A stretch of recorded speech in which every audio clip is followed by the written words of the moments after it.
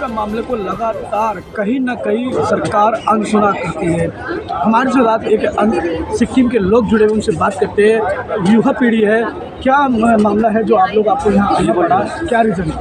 Actually हुआ क्या है कि ये 2013 में एक केस फाइल हुई थी सुप्रीम कोर्ट में और हाल ही में उसका डिसीजन आई हुई, वर्डिक्ट आई हुई है। तो ये 13 तारीख जनवरी को जो वर्डिक्ट आई है उसी से हम लोग थोड़ा दुखी हैं, क्योंकि इसमें जो वर्डिक्ट में ये आई हुई है कि जिन्होंने केस फाइल किया था old association of Sikkim, old settlers of Sikkim association ने, तो इन्होंने हमारे ऊपर एक है कि इनकम टैक्स का हम लोगों को छूट है, हम लोग सिक्किमीज ओरिजिन को इनकम टैक्स छूट है 2008 से। तो इन लोगों ने भी सेक्शन 10 ऑफ IT एक्ट के सब सेक्शन 26 में इन लोगों ने भी छूट के लिए सुप्रीम कोर्ट में दायर की थी मुद्दा।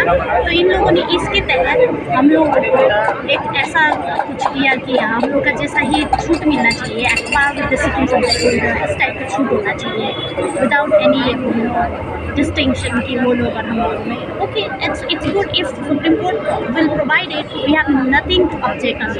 बट इसके तहत क्या हुआ कि जो मुद्दा में जो रिजल्ट आई, उसमें जो वर्डिक्ट आई है, उसमें हम लोगों को इमिग्रेंट और फॉरेन ओरिजिन का जो टैग लगा है और हमारे जो सिक्किमीज वर्ड को ही इन लोगों ने वैंडलाइज कर दिया, इन लोगों ने ख़त्म कर दिया।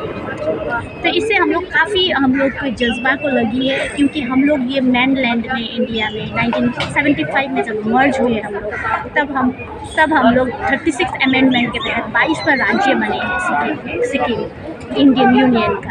तो तब तो सिक्किम के लिए हमारे जो इंडिया का गवर्नमेंट ने 371F बोल के जो कॉन्स्टिट्यूशन का, हम लोग उसको मिनी कॉन्स्टिट्यूशन भी बोलते हैं, तो उसको प्रोवाइड किया था। और 371F के जो क्लॉज के है उसमें हमारे ओल्ड लॉज को प्रोटेक्शन के लिए फुल के मिला है, ओल्ड लॉज प्रोटेक्शन। और काफ़ी सारे, क्योंकि हम लोग दूसरा देश थे तो हमारे जो ओल्ड लॉज है वो प्रोटेक्शन हमको करती है। तो इस पे डाइल्यूशन हुई है, क्योंकि ये तो 371F जो है वो नॉन ऑब्स्टेंटिव क्लॉज है, उसके साथ कोई छेड़खानी नहीं होनी चाहिए। तो आर्टिकल 14 के तहत अभी जो 14 के आड़ में या फंडामेंटल राइट के आड़ में हमारे राइट्स के साथ ये सब डाइल्यूशन होके जो हो रही है, इसलिए हम यहाँ पे खड़े हैं। क्योंकि ये जो अभी हम करेक्ट नहीं करेंगे तो ये आगे जाके हमको बहुत दुख देने वाली है।